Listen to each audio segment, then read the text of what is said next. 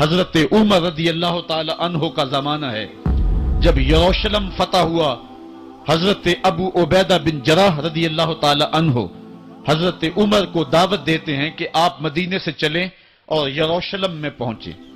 حضرت عمر مدینے سے چلتے ہیں، کتنا بڑا قافلہ لے کر کے، کتنا پروٹوکول ہے، حضرت عمر اکیلے اور ساتھ ایک غلام اور اونٹ بھی ایک، باری باری سوار ہوتے ہیں، کبھی غلام سوار ہوتا ہے، کبھی عمر سوار ہوتے ہیں۔ حکمران تو وہ تھے لوگوں کی دہلیز پہ امن دینے والے، لوگوں کی چوکھٹ پہ جو ہیں وہ نور بانٹنے والے۔ آج کے حکمرانوں نے تمہیں رمضان المبارک کے اندر لوڈ شیڈنگ کا پیکج دیا ہے، اور آج بچے بھی تڑپ رہے ہیں اور جوان بھی سسک رہے ہیں، اور ماہ سیام میں جن اذیتوں میں قوم کو مبتلا کر دیا ہے وہ کسی سے مخفی نہیں ہے۔ اور تمہیں میں حضرت عمر کی کہانی سناؤں۔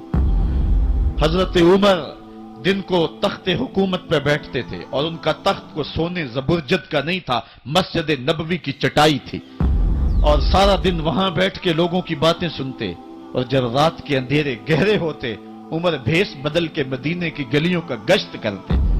کہا تمہارے گھر سے دھواں نکل رہا ہے اور بچے رو رہے ہیں، ان کو کھانا کیوں نہیں دیتے؟ کہنے لگی عمر کی جان کو رو رہی ہوں۔ عمر کے پاؤں تلے سے زمین نکل گئی۔ کہا کیا ہوا؟ کہا 3 دن سے ہمارے ہاں کھانے کے لیے کچھ نہیں ہے، روزانہ بچے روتے ہیں، اور میں ہنڈیا کے اندر پتھر ڈال کر کے نیچے سے آگ ڈالتی رہتی ہوں کہ بچے انتظار کر کر کے سو جائیں گے، کم وقت سو بھی نہیں رہے، اور وہ پتھر پکیں گے بھی کیا، اور میں عمر کی جان کو رو رہی ہوں۔ حضرت عمر کا کلیجہ دہلنے لگا، فوراً پلٹے، واپس بیت المال میں آئے، گھی کا ایک کنستر لیا، آٹے کی بوری لی، مرچ مسالہ جات بہت کچھ اٹھایا، اپنے کندھے پہ رکھا، بوری اپنی کمر پہ لا دی۔ عمر بیت المال سے نکلے تو آپ کے خادم اسلم نے دیکھ لیا، آگے بڑھا، کہا میرے آقا میں اٹھاتا ہوں۔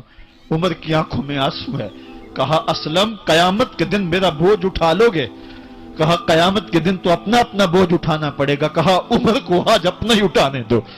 حضرت عمر وہ گھی کا کنستر اور وہ آٹے کی بوری سر پہ اٹھائے ہیں، اور اس خاتون کے گھر جاتے ہیں اور دستک دیتے ہیں۔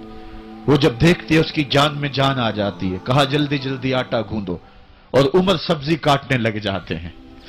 حضرت عمر رضی اللہ تعالی عنہ سبزی تیار کر دیتے، ادھر آٹا گند جاتا ہے، اور پھر اوپر چولہا رکھا جاتا ہے، چولہے کے اندر آگ رکھی جاتی ہے، وہ کھانا پکانے لگتی ہے، آگ بجھتی ہے۔ تاریخ نے لکھا ہے آگ بجھنے لگتی ہے، عمر جھک کر کے پھونکے مارتا ہے، عمر جھک جھک کے پھونکے مارتا ہے۔ کھانا پک گیا اور بچوں کے سامنے کھانا رکھ دیا، بچے کھا رہے ہیں۔ اب بچے رو رو کے نڈال ہو چکے تھے۔ حضرت عمر اپنے ہاتھوں کو اور اپنے گھٹنوں کو اور اپنے پاؤں کو زمین پہ لگا کے، جس طرح بکری کا بچہ چلتا ہے، ویڑے کے اندر کبھی ادھر چلتے ہیں کبھی ادھر چلتے ہیں، تاکہ بچے مجھے دیکھ کے خوش ہوں اور دل میں کہتے عمر جتنا رلایا ہے اب اتنا ہنسانا بھی پڑے گا۔ تو کبھی عمر امیر المومنین، یہ میں کسی آج کے جو ہے وہ لوگوں کے ووٹوں پہ منتخب ہونے والے حکمران کی کہانی نہیں سنا رہا، میں اس عمر کی کہانی سنا رہا ہوں جو 23 لاکھ مربع میل کا حکمران ہے، آدھی دنیا کا بادشاہ ہے۔ حضرت عمر جو ہے جس طرح بکری کا بچہ چلتا ہے، اس طرح اپنے ہاتھ اور اپنے گھٹنے زمین پہ ٹیک کر کے جو ہے وہ اس طرح چلتے ہیں۔ بچے عمر کو دیکھ کے مسکراتے ہیں۔ جب بچے مسکرانے لگے تو حضرت عمر نے اس خاتون سے کہا بڑھیا عمر کو معاف کر دے۔ اس نے کہا تو اتنی ہمدردی کیوں کرتا ہے؟ کہا عمر بیچارہ بڑا پھنسا ہوا ہے، فکر ہے اس کو یرمو کو فسطاط و حلوان کی، جب فتح ہے مصر تو تیاری ہے ایران کی، آتے جاتے وفد سے ملاقات بھی کرتا ہوگا، آتے جاتے وفد سے ملاقات بھی کرتا ہوگا، اور شب کو معلوم حالات بھی کرتا ہوگا، کانٹوں میں الجھی ہوئی بیچارے کی جان ہے، نیند اس کو بھی آتی ہے، آخر وہ انسان ہے، میری بہن عمر کو معاف کر دے۔ اس نے کہا نانا عمر کی بات میرے سامنے نہ کر، قیامت کا دن ہوگا، عمر کا گریبان ہوگا اور میرا ہاتھ ہوگا۔ جب اس نے یہ بات کہی تو عمر برداشت نہ کر سکے، بچوں کی طرح بلک بلک کے رونے لگے۔ کہا وہ بد نصیب عمر تیرے سامنے ہے، آج ہی کہلا جو کہنا ہے، قیامت کے دن مجھے معاف رکھنا۔ اس نے کہا تو عمر ہے؟ کہا بد نصیب عمر تیرے سامنے کھڑا ہوں۔ میرے عمر کہتے ہیں اگر دجلہ کے کنارے ایک بکری کا بچہ بھی پیاسا مر گیا اس کا حساب بھی عمر سے لیا جائے گا۔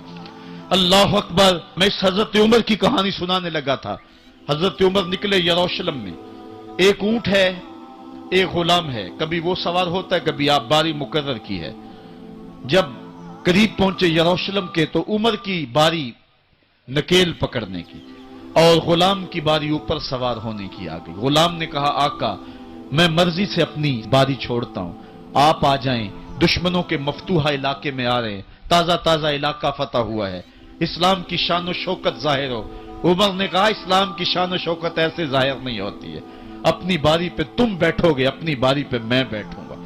لوگ منتظر کھڑے ہیں، دور سے جب دیکھا کہا اس کی ہیبت سے کانپتے تھے ہم، یہ تو کوئی حبشی لگتا ہے، رنگ کالا ہے، ہونٹ موٹے ہیں، اس سے تو زیادہ حسین اس کا غلام ہے جو آگے آگے چل رہا ہے۔ حضرت ابو عبیدہ نے کہا دھوکہ کھا رہے ہو، ہمارا آقا وہ نہیں ہے جو اونٹنی کے اوپر سوار ہے، ہمارا آقا وہ ہے جو لگام تھامے آگے آگے چل رہا ہے۔ حضرت عمر رضی اللہ تعالیٰ عنہ کو آگے بڑھ کے جابیہ کے مقام پہ حضرت ابو عبیدہ بن جراح نے استقبال کیا تو حضرت عمر آگے بڑھے اور انہوں نے آگے بڑھ کر کے حضرت ابو عبیدہ کے دونوں کندھوں پہ ہاتھ رکھا اور سنو حضرت عمر نے کیا کہا لا الہ الا اللہ انا کنا اذل قوم فاعزنا اللہ بالاسلام۔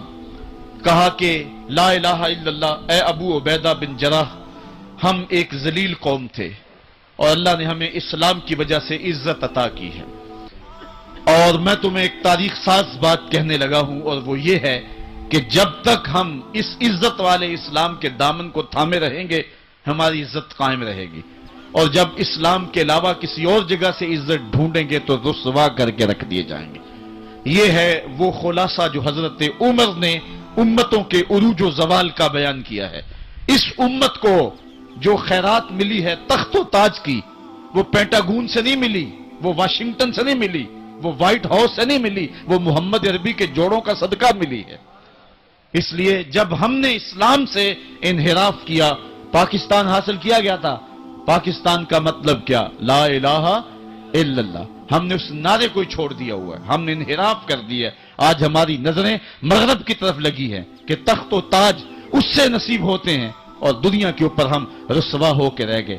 ہماری پستی، ہماری زبوحالی، ہماری ذلت کا سبب یہ ہے کہ جس جگہ سے ہمیں عزت ملی تھی ہم نے وہ مرکز ہی چھوڑ دیا ہے۔ اس مرکز حیات کو، اس مرکز زندگی کو، اس مرکز عزت کو ہم نے چھوڑ دیا ہے اور دنیا کے اوپر ہم رسوا ہو رہے ہیں۔ انہی حضرت عمر کی کہانی ہے۔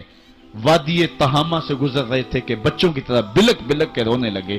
کہا عمر جوان آدمی ہو اور بچوں کی طرح بلک کے رو رہے ہو؟ کہا تم نہیں جانتے، مجھے بچپن کی کہانی یاد آ گئی۔ کہا کیا کہانی ہے؟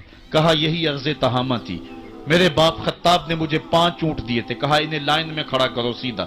میں آگے والا سیدھا کرتا تھا، پیچھے والا ٹیڑھا ہو جاتا، پیچھے والا سیدھا کرتا، آگے والا ٹیڑھا ہو جاتا۔ میرے باپ خطاب نے مجھے بڑا مارا۔ کہا ایک عرب کے بیٹے ہو کہ تم سے 5 اونٹ لائن میں کھڑے نہیں ہوتے؟ کہا ایک زمانہ عمر پہ وہ تھا کہ اس سے 5 اونٹ لائن میں کھڑے نہیں ہوتے تھے، اور آج شرق سے لے کر غرب تک 23 لاکھ مربع میل کی حکمرانی اور انسان بھی لائن میں کھڑے ہیں۔ یہ محمد عربی کے جوڑوں کا صدقہ نہیں ہے تو اور کیا ہے؟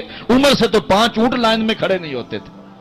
تو یہ عزتیں، یہ تخت و تاج، یہ حکومتیں ہمیں حضور کی دہلیز سے ملی ہیں۔